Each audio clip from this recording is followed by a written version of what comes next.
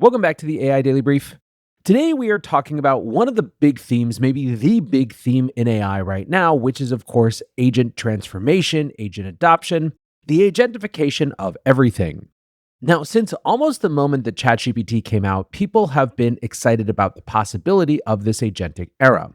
Agents represent the idea of an AI that has greater capacity and can do more than just make you more productive, but in fact, fundamentally change the equation on the amount and type of work you can do, or that your organization can accomplish as a whole.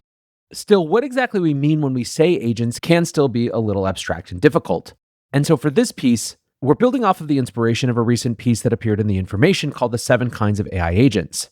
We're going to look at both that, as well as a couple of other frameworks, to help you wrap your head around the different ways that you might think about categories of agents as a way to inform your personal or organizational agent strategy. Now, one quick note before we dive into these definitions. Agents are officially and very much in the realm of the now. I shared these statistics before, but in the most recent KPMG Pulse survey, they found a massive increase in full enterprise agent deployments. The percentage of organizations that had at least some agents fully deployed, i.e. out of and past the pilot stage, tripled from 11% to 33% between Q1 and Q2. That followed a jump in pilots from 37 to 65% between Q4 and Q1. In net, 90% of the organizations that KPMG surveyed said that they were past AI agent experimentation and actively into either pilots or deployments, meaning that this is here and happening right now. So before we get into a few different ways to break down subcategories of agents, let's talk about the broadest possible definition.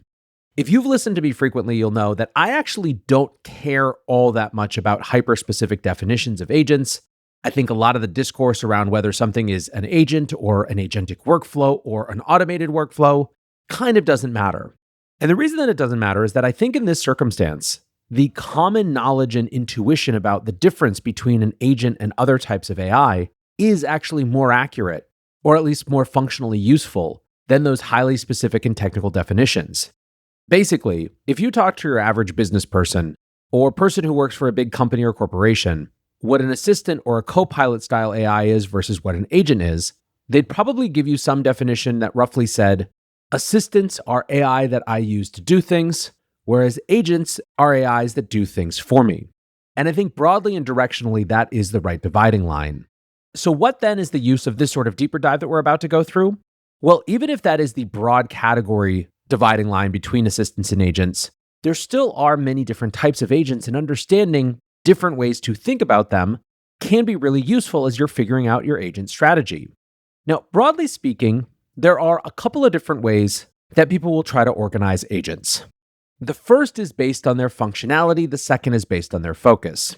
So in terms of the definitions that are based on functionality or how they operate, you'll often find this list of 6 or 7 different agents that include simple reflex agents, model-based reflex agents, goal-based agents, utility-based agents, learning agents, hierarchical agents, and sometimes the last that they'll add is multi-agent systems. Here's how AWS defines these things. A simple reflex agent is basically exactly what it sounds like. It operates based on predefined rules and the immediate data it has access to. As Amazon puts it, it will not respond to situations beyond a given event condition action rule. These agents then are well suited for very simple tasks that don't require a ton of training. The example that AWS gives is an agent that resets passwords by detecting specific keywords in a user's conversation. Some other use cases for this type of agent from DigitalOcean include automated sprinkler systems that activate based on smoke detection, email autoresponders that send predefined messages based on specific keywords or sender addresses, and things like that. Next up, we have model-based reflex agents. These are basically more complex reflex agents with a more advanced decision-making mechanism that can evaluate probable outcomes and consequences before deciding. DigitalOcean writes, the model tracks how the environment evolves, allowing the agent to infer unobserved aspects of the current state. While these agents don't actually remember past states in the way more advanced agents do, they use their world model to make better decisions about the current state. A use case they give is network monitoring, where a model would rely on metrics, logs, events, and network metadata to understand overall network conditions, and then from there detect anomalies, route alerts, and help with root cause analysis. Next up, we have goal-based agents or rule-based agents, which, as opposed to reflex agents that act based on rules or world models, goal-based agents can plan sequences of actions to achieve their desired outcomes. The key components of goal-based agents includes a goal state, a planning mechanism, a state evaluation, an action selection, and a world model. An example might be an inventory management system that can plan reorder schedules and maintain target stock levels. Learning agents, as you might imagine, are agentic systems that are capable of improving behavior over time by learning from previous experiences. The key difference from simpler agents is that rather than relying purely on knowledge that is pre-programmed, they can figure out how to achieve goals through experience. An example might be an advanced customer service chatbot, which doesn't just rely on a set of pre-programmed knowledge, but can interact with and improve its experience over time based on the conversations it's having with customers. Next up, we have utility-based agents, which differ from goal-based agents in that rather than shooting for some specific state, utility-based agents can explore and handle trade-offs between competing goals. An example that AWS gives are agents that search for flight tickets that can balance different types of benefits, like minimum travel time on the one hand versus price on the other, without having to know in advance which of those priorities the end user is going to prioritize most highly. With hierarchical agents, we start to get into agentic systems. AWS writes the higher level agents deconstruct complex tasks into smaller ones and assigns them to lower level agents. Each agent runs independently and submits a progress report to its supervising agent. The higher level agent collects the results and coordinates subordinate agents to ensure they collectively achieve their goals. And the idea here is that by having different specialized agents that work together in a larger system, you can go out and assign agents to achieve more complex tasks because they can break things down into more manageable subtasks. And then multi-agent systems might refer more broadly to combinations of these various agents which can achieve more complex goals. So this is a way of breaking down agents based on how they operate in the world, but there is another way to break agents down which is based on focus. In this new information article, they're honing in, it feels to me, on how agents are actually being deployed right now and organizing the categories based on the output that the business who's using them is trying to achieve. The 7 categories that the information lists are business task agents, conversational agents, research agents, analytics agents, developer agents, and domain-specific agents. Business task agents are what some people might huffily say are actually automated workflows. These are useful for fairly simple but repetitive and common use cases like data entry, document classification, invoice processing. A lot of the business process automation layer that's happening right now fits into this category. The next up is conversational agents, which is inclusive of both external-facing customer service as well as internal-facing support around IT or HR questions. Research agents are, of course, agents that can go do research. Research agents, I think, are particularly important for the average employee because they're one of the first agentic experiences that even non-technical folks are deploying to great effect right now. The next category that the information includes are analytics agents, which can analyze structured data to produce graphics, charts, or reports. And then the last 2 are some of the most discussed categories: developer agents, which of course have been the major theme for most of this year, and as we'll see in just a minute, are perhaps the single most significant breakout agent so far. And then lastly is domain-specific agents, which have in other places been referred to as vertical agents, that are specialized agents that have very specific domain knowledge in an area like legal, healthcare, or finance. So whereas the functional frameworks for understanding different types of agents are useful in understanding what's going on under the hood and how agents are actually interacting with data and the world, these archetypes are a little bit more focused on the types of outcomes that you can enjoy if you successfully deploy these agents, which makes them useful in a different way for a different part of the planning process.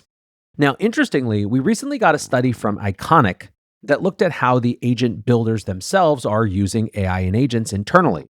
So these are all from firms that are producing AI or agent software in some way, shape, or form. And when it came to the way that they are using AI and agents internally, there are some very clear trends. Notably, coding assistant is by far the most common use case at 77% of organizations. But really, as you can see, there is significant usage of AI and agents across a huge array of business categories, from coding assistants to content generation to knowledge retrieval to product design to business intelligence and beyond.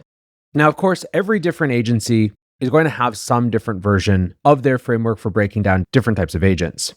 KPMG, for example, has tried to simplify that functional breakdown by organizing things into more like 4 categories as opposed to 7. Their breakdown is the TACO framework that organizes agents into taskers, automators, collaborators, and orchestrators that are basically divided by the complexity of the tasks that they take on, the amount of human in the loop they need, and the breadth of the systems that they can interact with. What's useful about the TACO framework is that I think that these terms are more intuitive for a lay audience or a non-technical audience than perhaps the breakdown that includes words like reflexivity. Taskers, they write, execute well-defined individual tasks and require a human in the loop. Automators manage more complex tasks that span multi-system workflows. Collaborators are adaptive AI teammates that manage multi-dimensional goals. And orchestrators are transformative agentic systems that coordinate multiple agents and tools to manage interdependent workflows. Now, one interesting note, and a conversation I'm having a lot at the moment, is around this idea of orchestration. It is quite clear if you're spending any time with enterprises or private equity firms that there is a huge amount of discussion of orchestrators and multi-agent systems. And hold aside some of the technical conversations around what type of orchestration is needed for multi-agent systems to work, there is very clearly an emphasis on not just individual spot agents, but agentic systems. This to me was one of the most notable things from Microsoft's Build conference back in May, is that rather than talking about their cool premier agent in each of these different focus categories like conversational agents or research agents, instead Microsoft really put the emphasis on software and agent infrastructure. One of their big announcements was multi-agent orchestration in Copilot Studio that was designed to allow people to deploy more comprehensive and complex agentic systems where the agents could actually interact with one another. We're, of course, also seeing frameworks to support this sort of agent-to-agent interaction, including A-to-A, agent-to-agent, which is a communications protocol. And recently someone asked me if I thought that some of these businesses were getting ahead of themselves talking about multi-agent systems when they had barely wrapped their head around or deployed a single agent yet. My short answer was that I thought that no, that was actually a good thing. It's not about skipping steps and not doing the work to actually pilot and deploy and test and learn how to interact with single spot agents. But I think in general, organizations that think in these systems terms are more directionally aligned with where the world is heading. To the extent that agents really are taking on big chunks of labor and functions that were either A, previously done by humans, or B, weren't possible to be done by humans because of some complexity or cost equation, they are going to have to work together in comprehensive systems. To get the full value of agents, it will not just be a single spot agent deployed in a clever way. It will be big, complex digital worker organizations.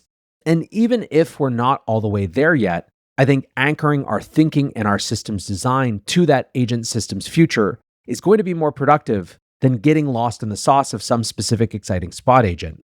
Now, if that resonates, one recommendation that I would have is to start thinking about the infrastructure and tech stack that's going to need to be put around agents for you to get the most out of them. At the end of that same iconic report, there's a 12 or so page breakdown of different platforms across all of the different agent tool areas. And there are a lot of different agent tool areas: model training and fine-tuning, LLM and AI application development, monitoring and observability, inference optimization, model hosting, model evaluation, data processing and feature engineering, vector databases, synthetic data and data augmentation, coding assistance, DevOps and MLOps, product and design. Now, not every enterprise is going to have to deal with all of these, but some of them are going to be common across basically everyone who's interacting with agents. Inference optimization is going to be something that every organization does.